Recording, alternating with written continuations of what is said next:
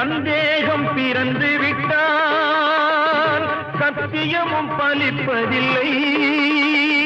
சத்தியத்தை காப்பவனும் சாட்சி சொல்ல வருவதில்லை.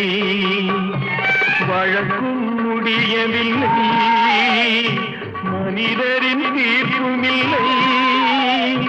மனிதனை மறந்துவிட்டு வாழ்பவன் இறைவன் இல்லை.